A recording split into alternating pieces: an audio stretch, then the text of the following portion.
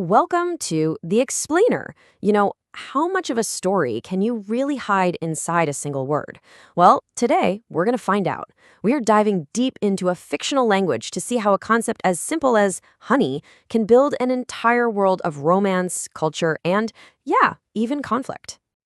So, we're going to be exploring the constructed language of Arreqqana, and you'll see how it takes a familiar idea like honey and just completely transforms it into this powerful tool for building a world, for developing characters, and for making you feel something. Okay, first things first. To really get Arreqqana, you have to understand that context isn't just important, it is absolutely everything, especially for a word that we all think we know so well. Think about it. We use honey for the stuff we put in our tea and for a nickname we call someone we love. But Arreqqana? Oh no, it refuses to be that simple. It actually breaks the whole idea down into these really distinct cultural and emotional roots, which gives it a fascinating and kind of beautiful depth. So, just how deep does this rabbit hole go? Well, this one simple idea builds out into a really rich vocabulary. We're not just talking about a single word here. We're talking about an entire system of sweetness. That's right. Arreqqana doesn't just have one word for honey. It has at least 4 core ones, and believe me, each one has a very specific and unique job to do.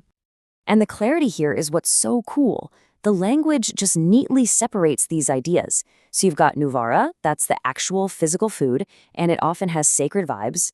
Then there's Belisha, which is strictly for romance, that's your my dear honey. Sajaluma, that's all about describing a person's kind nature, their personality. And then Hamuvelen takes it to a whole other level, describing this kind of inner, almost spiritual radiance. It's just a really elegant system, you know?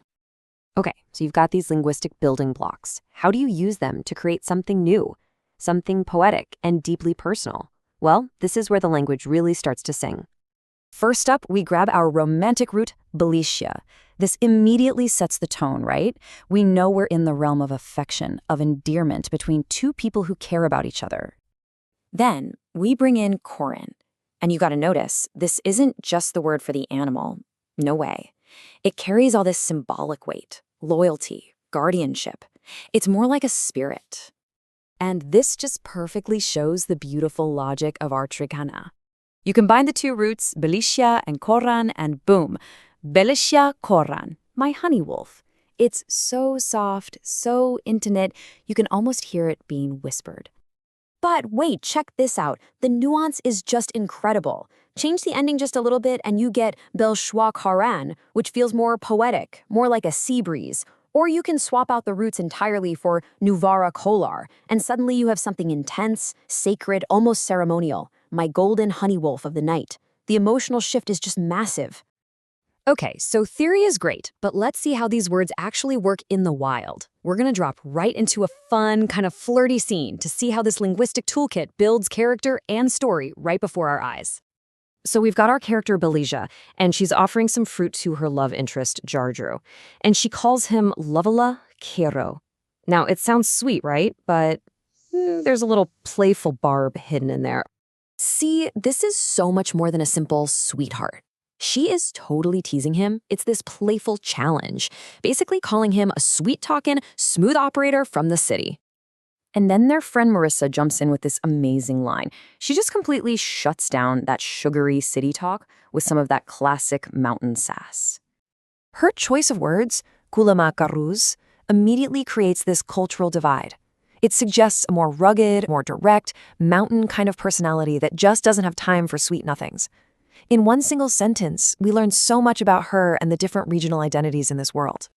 But Belisha, she's completely unfazed. She just leans in and switches her strategy completely. She drops the teasing tone and hits Jaru with a totally different kind of pet name. And there it is. She uses the Luvarara root. Remember that one from the chart? The sacred golden honey. By calling him this, she's escalating the whole flirtation from just playful teasing to something way deeper, more sincere, and honestly, utterly charming. She's basically saying his sweetness is precious, something sacred. So, what does this all add up to? Well, it shows us that these carefully chosen words are doing so much more than just, communicating affection. They are literally the fundamental building blocks of this story. Through just a few pet names, we see Belisha's playful romantic side. We see Marissa's proud identity. And we see the cultural tension between the city and the mountains. It creates real emotional depth and makes this fictional world feel completely authentic and lived in. And that, right there, is what great world building is all about. It shows us that every single word choice, even down to the smallest term of endearment, can be a chance for richer, more meaningful storytelling. It's not just fancy decoration, it's the very architecture of the story itself.